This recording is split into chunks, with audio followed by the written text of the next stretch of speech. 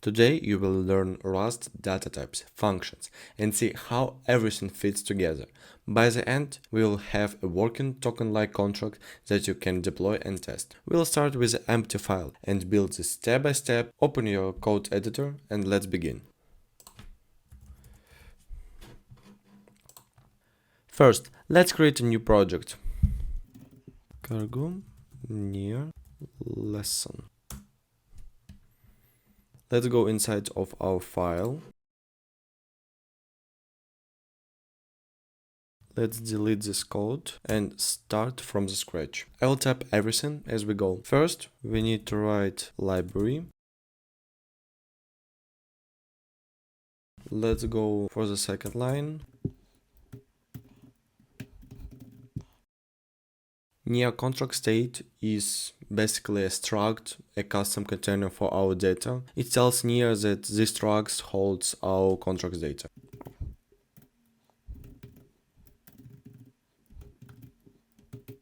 Pub is mean public, so other code can see the struct. Struct, it's groups related data together, and simple token is just the name of this struct. Let's continue typing. Total. Let's be total supply. It's U128. It's a variable that can hold a massive numbers, perfect for token amounts. Let's add the another line. Owner. It will be string. So owner using string, that's owned text data that gets stored permanently. Okay, let's add more fields to understand different data types.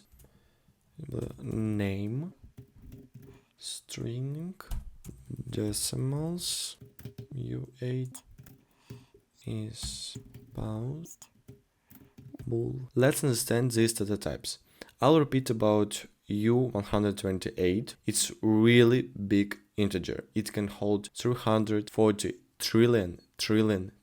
It's perfect for money. String, as I said, it's text that we can store and modify. U8 is tiny integer, only from 0 to 259. It's great for small numbers like decimals that we use today. And bool is the smallest one. It just provides you it's true or false. Also need to mention that for our owner, we'll use near addresses and they're human readable strings. It's like alice.near, something like that, or I don't know, like my contract.near. So it's not cryptographic hashes like Ethereum that it's like 0x1 to B, C, and etc. Also, I think that you ask me why we have different sizes. For example, here U128 and why we don't use U128. Basically, storage costs money on near. One near token per 100 kilobytes. So using U8 instead of U128 for decimals saves a lot of space. Okay, now let's add the functions to our struct. In Rust we use impl. It just initializes the contract. Also above we need to add near. The near macro tells near that these are contract methods. And now let's add our first function. It will be easy one. Public function get name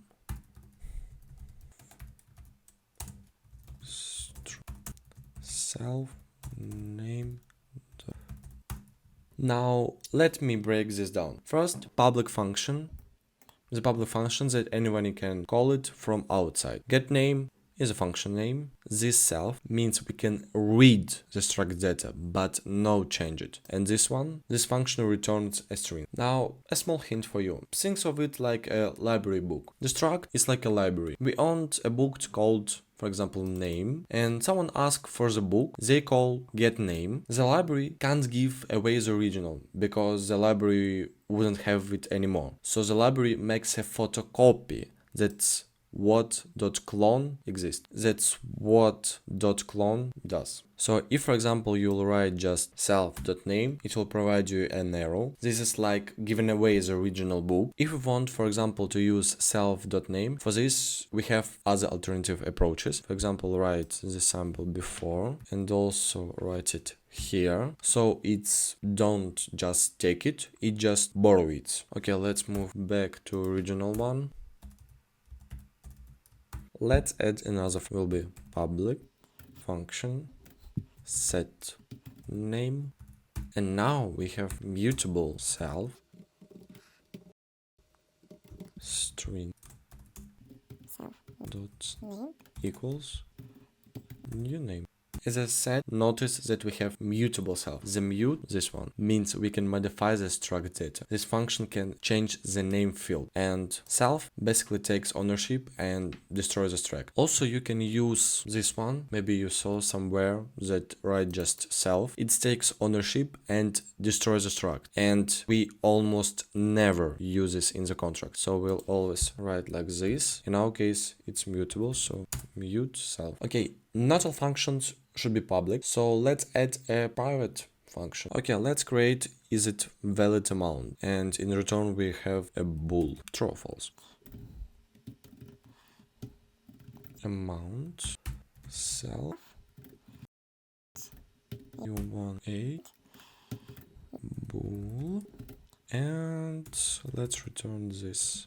It should be more than 0, and for example less than 1 million. Amount, yes, exactly. So you can see the difference that here wasn't public, so everybody can see and use it. It shows pub. If it's private, you just remove the public. Need to mention that private function don't cause gas when called internally. Okay, now let's add functions that show different parameter types. Okay, let's create first function that have multiple parameters. That will be public function, and for example transfer. And for this we need to do mutable, so it's mute self, it's 2, it will be string, that address, amount u128, and we will do like just return bool and return just, I don't know, let's be true right now. Now let's create the functions that take a string slice, or you can hurt a borrow string. Borrowed string. It's very important because Rust have strict rules about memory, how to use the data types. However, it provides a lot of benefits. For example, optimization of the code. In the future, you will have fewer errors in the big project. And in general, it's very efficient. Let's be public function. Let's set owner.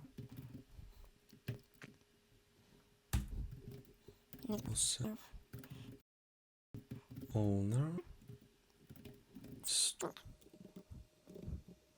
Okay, let's type self owner new, and if we will type here new owner, it will be an error because it can't store borrow text in owned file. As you can see, set name and set owner is almost the same, however one difference. Here is a string and here is a like true with a sign. So to have no errors, we need to write to string, it's convert borrow to owned. And let's create the last function that can change the boolean state.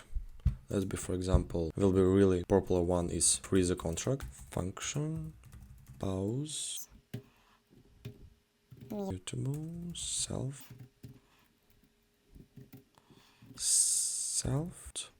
is pause equals true. Okay, let's repeat, especially for this, because I think that it's the most complicated part.